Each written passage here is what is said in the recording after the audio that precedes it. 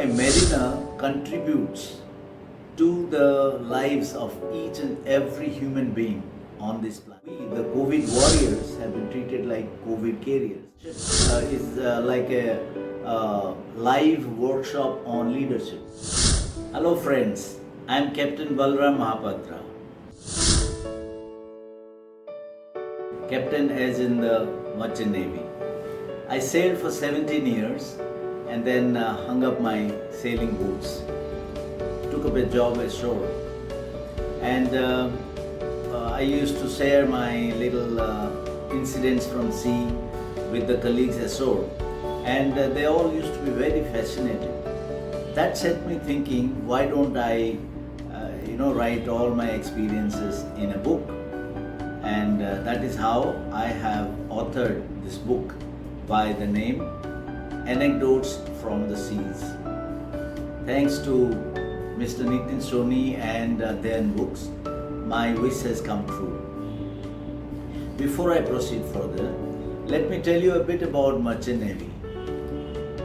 It may sound biased coming from me, but I believe Merchant Navy is among the most exciting careers that are available to the youngsters.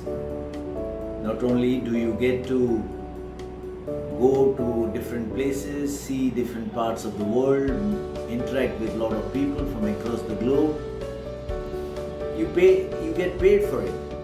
And one added bonus is you get to breathe the clean, oxygen-rich air out in the open seas.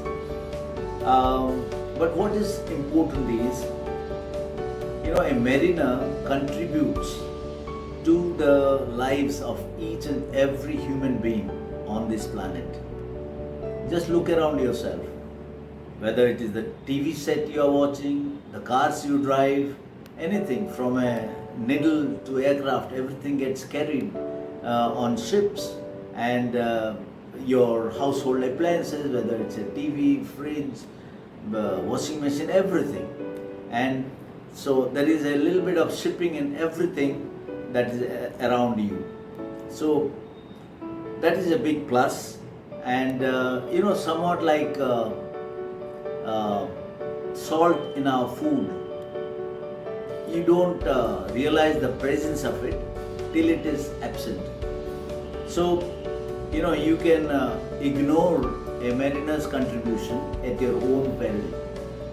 And so that used to give me a lot of satisfaction that I am in a profession that contributes to the well-being of the people across the globe. And of late there has been a lot of talk about the contribution made by the health workers, the law and order keepers in the fight against COVID, which is still raging across the globe, and every country is trying to contain it. I sincerely take my hats off to these wonderful people who have been relentlessly fighting. But there is one community of people who have been ignored, or whose contribution has not been recognized. That is the mariners. You will be surprised. There are many industries which have closed down, which have gone dormant during these COVID days. But shipping, from the very start of this pandemic, is on. Ships call ports, the cargoes get loaded, cargoes get discharged, so that the life of everybody of us is sustained. It wouldn't be possible without shipping. But the sad part is, while the countries welcome the ships to their ports for the cargo they carry, but the mariners unfortunately are not welcome. That is what we experienced over the last so many months, because they would not allow their country's resource, whether it is the airport or to help them go back to their home, to their near and dear ones, even after serving on board for more than a year. That is what has been hurting. However, of late things have eased, and there are crew changes which are taking place. But we mariners have taken it with a pinch of salt that we, the COVID warriors, have been treated like COVID carriers, which is, I feel, very unfair. However, there is another aspect of shipping which I quite happy about. A ship is like a life on ship is like a live workshop on leadership. The nature can be very unforgiving at times. There is very little room for error, and at the face of any adversity, the real self of a person comes to the front, and there are ample opportunities for one to hone his or her leadership traits, and so that is something I always admire about shipping. And without bias again, I believe a seafarer makes a good leader coming ashore. Okay, now friends, let me share with you a little incident while I was on this ship way back in the 80s. We were on a voyage from Black Sea. We were coming down to some port in the Mediterranean, and there was this vessel which was coming up, coming north from somewhere down to the Black Sea. Black Sea, okay, let me just brush up our geography a bit. Black Sea is a water mass and surrounded by countries like Russia, Ukraine, Romania, Georgia, and there is this lesser known sea, the Sea of Marmara, which is in the Republic of Turkey. Both these seas are connected by a channel called the Bosphorus Channel. This channel separates two continents. If you are going north, on the right you find Asia, on the left is Europe. Like on roads we have traffic rules. Even for ships there are rules, and they are also called rules of the road. When a ship transits a canal, sea is supposed to keep to the right side of the channel. So if you can visualize, ships transiting Bosphorus coming from south going north will keep to the Asian side of the channel. Ships coming from north down will keep to the European side of the channel. But those days in Turkey there was a local rule which necessitated the rivers, meaning we were required to keep to the left of the channel. And typically these pilot points are little inside the channel. Talking of pilot points, let me tell you, there is something called sea pilots who are actually mariners like all of us, but they are the experts in a particular local area. They are familiar with the current, the prevailing navigational hazards, the available depth of water, the navigational aids which are available in that area, the wind, the current. So the seagoing captains would typically come to the pilot station, pick up a pilot and transit the canal, and at the end of the channel they would get off the ship, and the ship would proceed further. So on this particular incident that I'm talking about, it was a very cold winter night, and we were coming down. We were keeping to the European side of the channel because we had to follow the international rules, because we were going to pick up the pilot. After picking up the pilot, we would go to the Asian side of the channel. So there was this other vessel which was a Russian vessel. They did not have a pilot. This was a little funny. Those days there was only one big mighty USSR. There was no Ukraine, no Georgia, no Uzbekistan, Turkmenistan, and all those countries. So USSR used to be a big bully, and they would not take a pilot. Maybe they felt it was below their professional pride to take a pilot. Anyways, that was the case, and the visibility was very poor. We could not even see the front end of our own ship, and we were all glued to the hoods of the radar sets. The ships would appear like little blips on the radar screen, and we were looking out. We could see the other ship on the radar, but physically we could not see. Then, all of a sudden, to our horror, the vessel appeared, peering from the fogs and hurtling down at a good speed towards us. And it was too late. We realized nothing much can be done. And we blew the ship's horn. We rang the ship's alarm to alert the crew to come out of the engine room, come out of the living quarters, and be ready to face any eventuality thereafter. And then the inevitable happened. The ship came, crashed into us. Whatever came on her way, on the port side of the vessel, that's the left side of the vessel, got extensively damaged. The cargo chamber, the crew's mess room, the living quarters, gangway, the lifeboat, the ship's hospital, everything was ruined.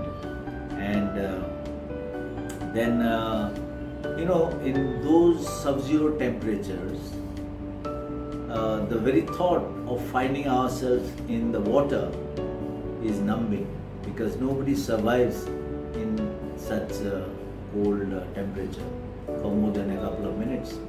People who die of hypothermia. So, what followed after that was very traumatic, very chaotic, and I have narrated all this in my book. So life, merchant navy, though it may be glamorous to the outside, it has its own set of challenges. This is one such incident. Then let me share with you another incident where a ship caught fire. The ship I was on. Those were the days when global, around the globe voyages were not uncommon. We started from Mumbai, went to Singapore, Hong Kong, crossed the Pacific, came to the west coast of USA, and then passed through Panama Canal, came to the east coast of USA. And then we were on a voyage. After the last port in USA, we were heading back to Bombay, good old Bombay. And we crossed the Atlantic, we crossed the Gibraltar, and then we were about 2 days into the Mediterranean Sea. We were somewhere north of Algeria. That is when we discovered that the deck plate of a particular hold, which was just ahead of the accommodation, was rather hot.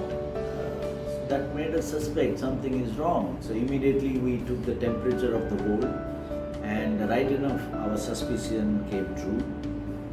The temperature was alarmingly high, and it can happen if only something is burning inside. So immediately the ship's inbuilt fire protection equipment was activated, which is the CO2 gas. There's a battery of CO2 cylinders. The gas was released into that particular hold after sealing all the ventilators, so that we could smother the fire, deprive the fire of oxygen, and it would be put off. And it appeared that it worked, because the temperature steadily started coming down. We all heaved a sigh of relief, and we proceeded as planned. We came to port side, which is the Mediterranean end of the Suez Canal. Other side is Port Suez, which is on the Red Sea. So at port side, a fire supervisor came from the head office and joined the ship, to sort of oversee the whole process, because what was decided was that we would cross the Suez Canal, come to Port Suez, drop anchor, and open the hold and put the fire off once and for all before proceeding further. And that's exactly what we did. We came to Port Suez, dropped anchor, and we were all the time monitoring the temperature, which was holding. But the second day of our anchorage, we found smoke coming out from the temperature pipe of the hold, which smoke can come only if something is still burning inside. So it was decided to flood the hold with seawater. So the pumping started, and as you can imagine, the hold already had carbon dioxide inside it under pressure. Then the flooding started, so the hold was getting pressurized, and we had carried bundles of rain staple fiber, woolen clothes, a few cars, passenger cars, among various other types of cargo in that particular hold. And when a friend of mine went to take the temperature, he heard some rumbling noise coming from the hold, which was unusual because the ship was at anchor, stationary. While at sea, little creaking sound here, there is nothing unusual, because in a sea wave, things can move and make some noise. And he had the presence of mind that something is wrong, and he ran away from that spot. Call it providence, call it his luck. He survived because he moved away, because the very next moment there was this massive explosion, and all the 6 pontoons, the hatch cover, the covers which are on top of the hold, simply flew into the sky and came crashing down, and they fell into the hole on the main deck. And till then the fire was smothered to a large extent, but with this explosion the fire got what it was waiting for, an uninterrupted supply of fresh air. So it started blazing with all its fury. The flames were leaping into the skies. It was a horrible scene to behold. And the first thing we did was we lowered one of the lifeboats, put all the ladies and the children on the. We had a few families sailing with us, so they were put to safety. The lifeboat moved a little distance away, so they could watch the action from a distance. And I must compliment the entire ship's crew. We stood up to the challenge and fought the fire valiantly, and eventually it was put off and we all survived. That's how I'm telling my story now. And so this was another incident of fire. In my book there is at length narration of the incident.